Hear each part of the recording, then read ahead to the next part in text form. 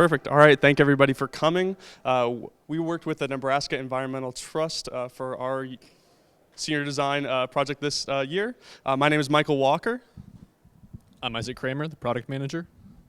Perfect. And we'll go ahead and get started. So just a brief overview of the trust. Their primary objective and goal is conservation of natural environments throughout Nebraska. So that involves giving grants to applicants throughout the state so that they're able to achieve that goal. Currently, there's an existing grant management system which is used currently to distribute millions in funds each year. But right now, there's not a great way to verify that project records are accurate. So just a quick overview of our stakeholders. Our executive director, Carl Elmhauser. Oh, that's, yeah. Our grant administrator, Holly Adams. Our grant assistant, Madison Moe. And then our development consultant, Marie Gregoire, who's here. And then our technical reviewer, Sim, who also was a great help to us. And then looking at our team, I'm Michael and this is Isaac. And then our developers were Noah Hudson, Ava Lyons, Anna Cruz, and Ann Lee. Our project manager was Melanie, and then our tribe lead was Buvana, and our industry coach was Steve Arnold. So looking at our problem, just a quick overview of the current roles that exist within the grant management system. So there's the project officer who is going to go in and represent the project and is going to submit all necessary documents. So this might include things like insurance over to the Nebraska Environmental Trust staff. Then there will be the administrator and director who are both going to be on the staff of the trust and are responsible for reviewing grant applications and approving them. And our primary problem that we're trying to solve is verifying records efficiently. So the solution that we were tasked with implementing comes in the form of the inspector role, which is in addition to these new roles. So that is a person who is going to go and meet the project officer on site of the project and is going to verify all documentation that they have previously submitted into the grant management application, and then make sure that matches that what is on site also matches the records that are on site. There you go. All right, so we'll walk you through a little bit of how this application works, and we'll start with just before the inspection is actually created with the standard inspection checklist items.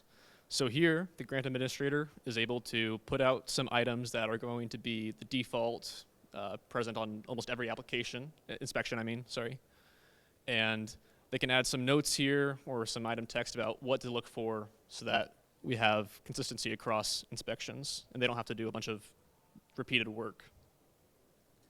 We'll walk through the life cycle, starting with the first stage of an inspection where it's incomplete. So here at this point, the inspection hasn't been created yet. They can either manually trigger an inspection with this helpful button here, or there's a process that automatically detects based on how much of the funds are dispersed.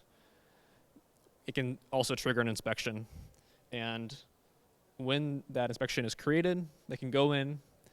If it was a mistake, they just accidentally clicked on dismiss, create inspection when they hadn't had their morning coffee yet or whatever, they can go and dismiss it.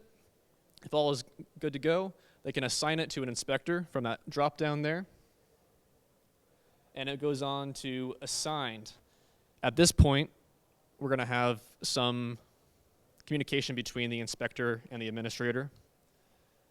This is the inspector's landing page, so they can view the actual project, which contains budgetary information, a bunch of financial stuff, and navigate to the inspection. And they'll be in contact with the project officer, and they'll be able to schedule that inspection. And once it's scheduled, they can go on and actually go on site.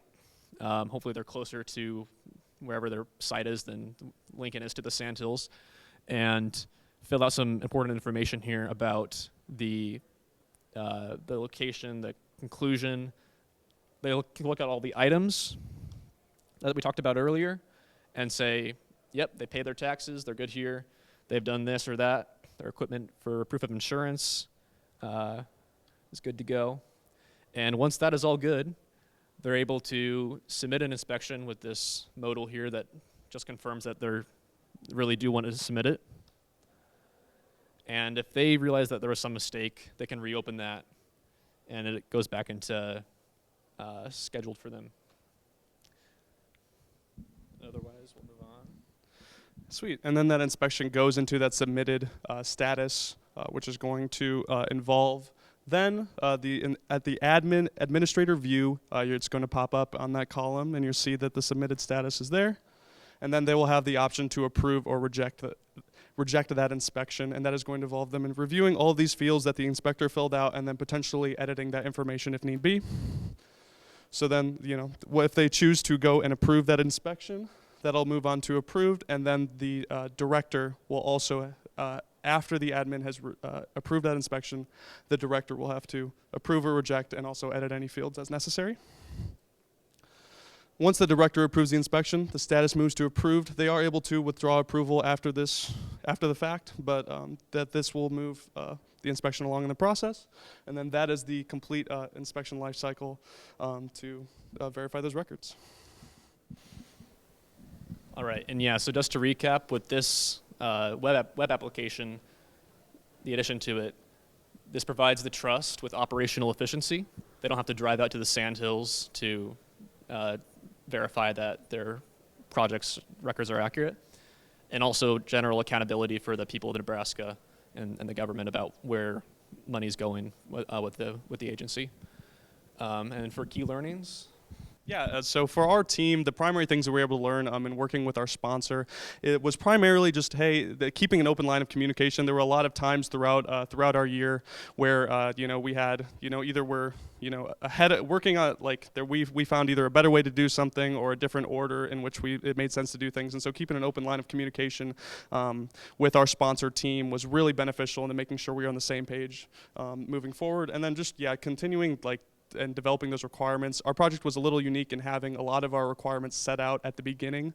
And so we didn't have as much of that requirement elicitation, but we were able to refine as we went through what our sponsor gave us and really make a full-fledged feature. So, yeah. That's all we have for you. Thank you so much for coming. Oh, we have an award. This is heavier than I thought.